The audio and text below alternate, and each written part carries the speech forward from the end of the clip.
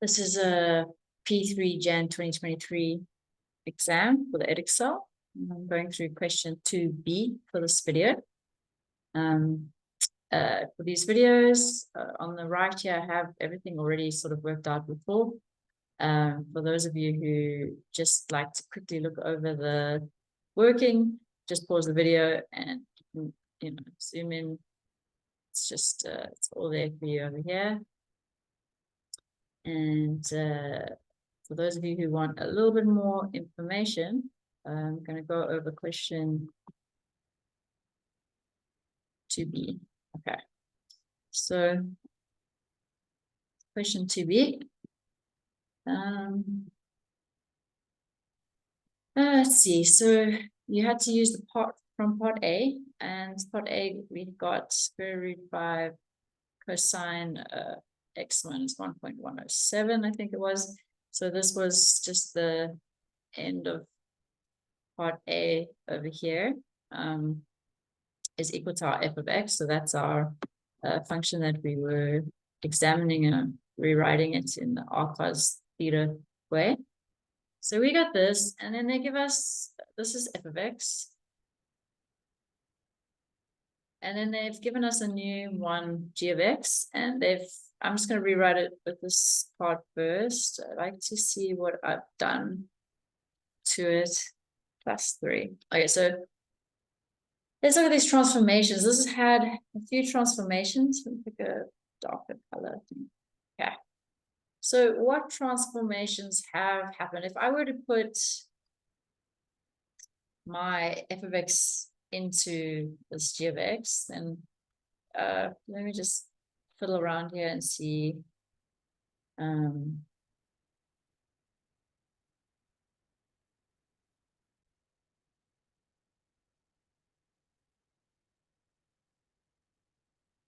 Square root 5 cosine, and then 2x.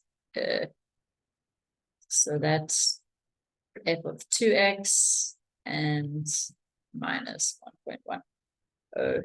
This is how I see this thing in my head. So this part here is just being changed to that. And then it's been plus by 3. So if I look at my shifts,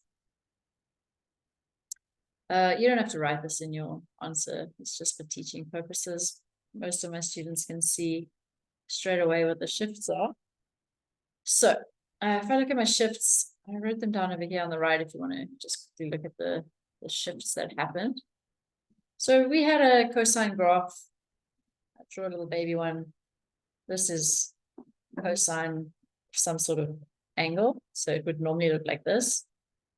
And we had ours go from negative square root 5 to square root 5. Also been shifted. So actually this line is incorrect. It's got a shift negative, so it's the opposite of what you think. So it's been shifted to the right. If the graph has shifted to the right, then our line is actually shifted to the left. So kind of gone like that direction a little bit. Again, this is not an accurate drawing. This is just the kind of drawing I would do in an exam in order to understand my own work before I wrote the answer. Okay. Then we have our different values. So if we look at a baby cosine graph, it's going to be a cosine. What other thing we need to look at? So that's an a value we've got. Then we have a b value, bx plus c, and then plus q. So if we look at these values and what they do, our a value, so our a value flips the graph. If it's negative, it flips the graph over the x-axis. So obviously our new graph would look like this. It also stretches and squishes the graph. So if our a value, for example, was 2, then our graph, this would have been 1 to minus 1. Our new graph would be 2 to minus 2. If it's negative 2, this was negative 2, for example, then our new graph would be stretched and flipped. So be even bigger on the vertical line, but it's also upside down. Okay, that's what the A value does. Then we look at what does the B value do? The B value stretches and squishes the whole graph this way. So if this was our baby graph, the B value stretches or squishes it this way. So our normal graph goes to 360 or 2 pi. We can stretch or squish it this direction. So it would be half of that. So it would be 180 or just pi, half 2 pi is pi. So that was if just remember everything inside the brackets the opposite of what you think. So it's counterintuitive.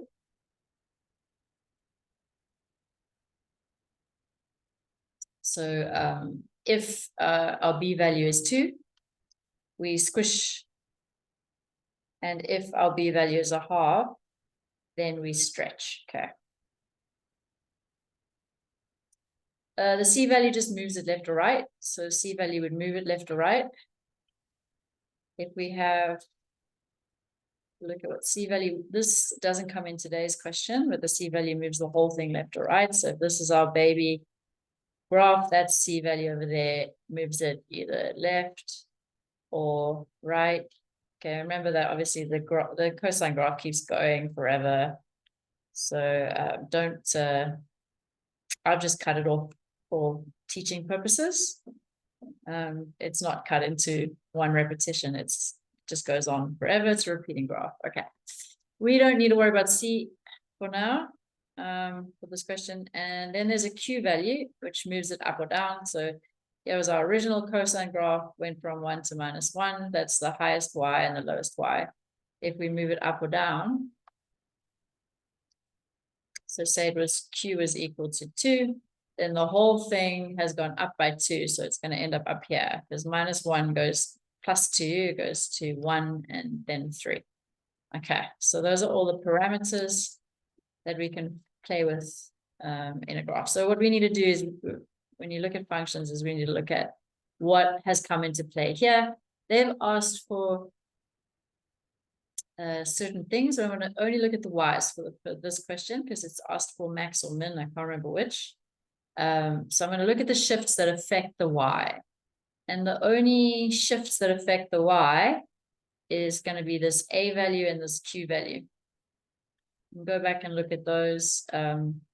But basically the A value and the Q value affect the Y. So we just need to identify what shift has happened in the A value and the Q value. Well, here we have a -7 has affected the Y's. It's been stretched and flipped over the x-axis, and we have a +3, so it's been moved up by 3. So we need to do that to our Y values. And the bit that's tricky is just to identify which Y value we need to start off with. This question was worded in a funny way. A kind of mistake that most of my students would make would be to pick between -√5 and 5. Most of my students would be able to see that the change would be this way, but they wouldn't want to pick between the two. So let's look at the wording of the question again, just to check. Write down the exact maximum value of g of x. So we wanted the exact maximum value. The way that I look at it is that because it's been reflected over the x-axis, this was the min value. So the new one is this is going to flip over there and it's going to be up there. So you're working with the min value because that will be the new max value. So you start off with -√5. That was our minimum value of our original equation. And then we look at the parameters of how it's changed. So it's been stretched by a factor of 7 and it's been flipped over which means times 7. So just to what I mean by that. So you have to times this by 7. And then it's also been flipped over the x-axis, so it's -7. And then kind of just to keep that in a bracket, this has also been shifted up by 3, +3. Okay. So you just rearrange this to look pretty. It's just to square, I did it before. So we have a negative root 5 times a negative 7 is just 7 root 5. I'm using this color again, change to a darker color. And plus 3, which is the correct answer. Okay. Now, the second question they asked, find the smallest positive value of x for which the maximum value occurs, giving your answer to 2 decimal places. Okay. So now we're looking at x's, if I'm not mistaken. Smallest positive value. Okay, so we want a positive x. We want the smallest positive x. This is I, by the way. Smallest positive x, for which this maximum, so that was the maximum that we worked out in the previous question. So occurs, and your answer must be 2 decimal places. Okay. So smallest possible x that gives that maximum. And don't forget that A had a restriction. So the restriction was given. This was the restriction that was given. Okay. So we're now looking at the changes, the shifts that have happened to the x. So our shifts that have happened to the x is, well, we had just a factor of 2. So if you look at the question, the only part we're interested in is this. Okay, so everything inside the bracket is what happens to the x. Everything outside it is what happens to the y's. So the only thing that's changed is our x's have been squished by a factor of 2. They have been squished by a factor of 2. Okay, so squish the x's of the original graph, which was f of x, by 2. Okay. How do we do that in the math, though? This is where it gets a little bit weird. So I've done it in a funny way over here. There's many different ways you can think of this. The way I decided to think of this question when I went through it previously was to think of what will x be at the original. So here's f of x.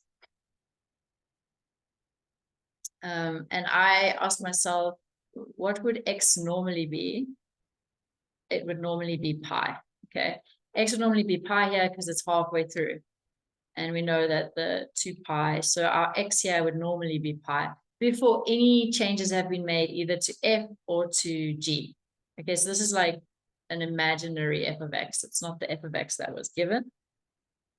And then I would say, well, what has happened to this pi in the new thing? It's been squished by 2. So 2x minus 1.107 has to be equal to our pi, which is the one where we have our x in the original one. That's how I think of it. I tried a few other ways to solve this question. I tried, a few things that my students would think of. I tried taking x minus 1.07 and equating it to the new x. So like 2x minus 1.107. As I said, these questions, I don't like to think of them in fixed ways. If you look at the mark scheme, there's the way that the marking works for these questions. You have to show understanding of graphs. That's the main thing that is being looked for. If you're one of those students that likes to get things perfect, then go take a look at the mark scheme and just see what you can do. The purpose of these videos is more like to be kind of logical. Okay, so I know that this, logically speaking, is going to be equal to pi because that's what it would have been. Okay, so look, we could also have drawn ourselves a cast diagram. And that would be a whole other story. So I'm going to take it from here. If you're not happy with this explanation, take a look at the mark scheme and see what you think. Okay. So we had a x part of this is just the x part of the function that we were looking at. And where okay, so pi, if I take this across this is not going to affect anything yet, so we have 2x equal to that. And then don't forget, you have to divide both by 2 in order to find out what your x is going to be. And if we just use algebra to fix this a little bit, we can get the answer. So I put it in my calculator in order to get the answer there. X equals 2.14. Okay, that's the 2 decimal places, which is the correct answer. I just want to see, for those of you who are interested, what would have happened if I just approached this question slightly differently. So, oh, don't forget to check that your answer is smaller than pi over 2. So if you just check the pi over 2 in radians and just make sure that your x value fits into what you need. Okay. So, oh no, it's a that's smaller than pi over 2. Okay, never mind. Good, so let's take a look. I just want to see, so other ways that one could approach this, if you didn't think of that, find the smallest positive value of x, which this maximum value occurs. If I had read that in an exam, the first thing I think is that it follows on from the previous question. So I would have been like, oh, my maximum value is this.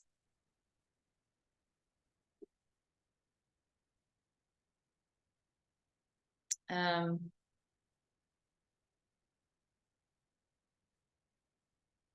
would have said, oh, that's my maximum value. What can x be when y is this? Okay. So I'm just even thinking, you can go to the next video if you're satisfied with the previous. I wasn't satisfied with the previous explanation, so I'm just looking at another option. So if this is our x, what is our y? So I just want to see what happens if I sub this into our new equation of g of x. So let's just think of this as a point we can sub into g of x. Again, I always try and just do something logical for these sorts of questions. So our g of x is 3 minus 7. So we have, wherever we saw an x is a 2x. And then we have root 5 cosine as our f of x, and it's 2x minus 1.107. And that was our g of x graph. And now we're going to sub in those points. So x is just x. We don't have to change anything. But where we see g of x, I'm going to just write this. Okay. And I want to see, it maybe going to make a big mess, but this is what I would have gone for some of my students. It's like a non-graphical way of looking at it. Maybe it won't work. Okay. So this, now we have to solve for x. Let's see what we can do. So the 3's cancel out straight away. They don't have to worry about that. We take the 7 root 5 divided by negative 7. The 7's cancel out. So we have a negative root 5 equal to root 5 cosine 2x, oopsie, minus 1.107. The root 5's cancel out. So we have negative 1 equals to cosine 2x, 1.107. Okay. So this is now, if we rearrange this, take cos to the other side, so we cosine this. Just first, let me just grab my calculator, check that exists. I'm sure it does. It should be an exact value of pi. And if I'm not mistaken, this way really works well to get to pi, but I'm just going to double check is 180. Okay.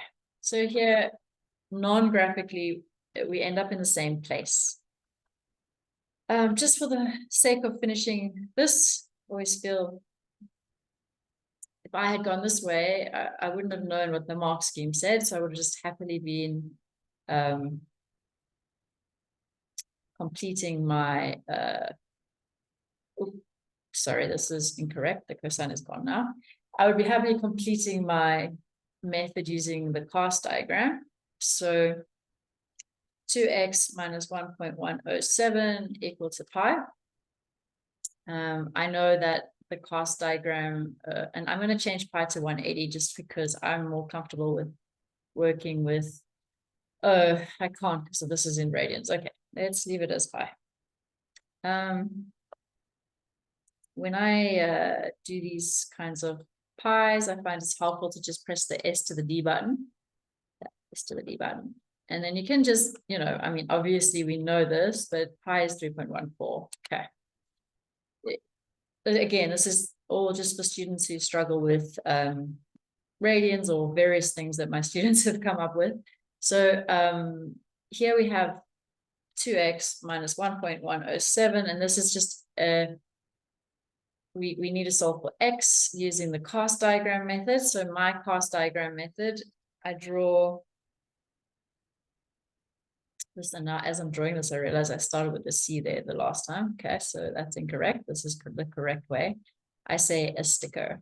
Okay, so these letters represent where the trig, where it's positive. Okay, so sine is positive there, tan is positive there, cos is positive there, they're all positive there. Taking this, my method, just the quick version, so you should know this from P2. So 3.14 plus 1.107. Add those together. I'm not going to do it right now. And this is where you start doing your cast diagram. So if it's attached to this X, we leave it there until the end, because it's also going to affect, remember that 2 has squished our graph by a factor of 2. So we just want to make sure that we get everything. We had a negative number as our reference angle. We had -1.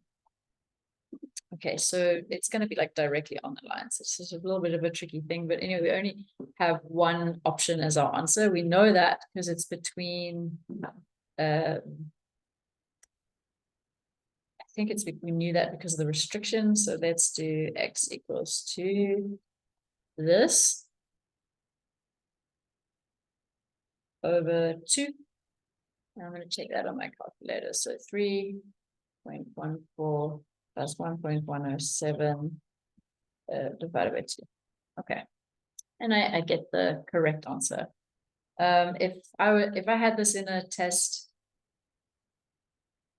if I had this in an exam, I would also check that my answer falls within the restrictions and stuff like that. But for this video, I think that's good enough for explanations. Okay. So just, I really wanted to just show all the different ways of looking at this question. Good. Ooh, what are we on? 2 points. Question 2. Answer should be in 2 decimal places, so it's 2.12. This goes down, and that I think was the correct answer. Great, good.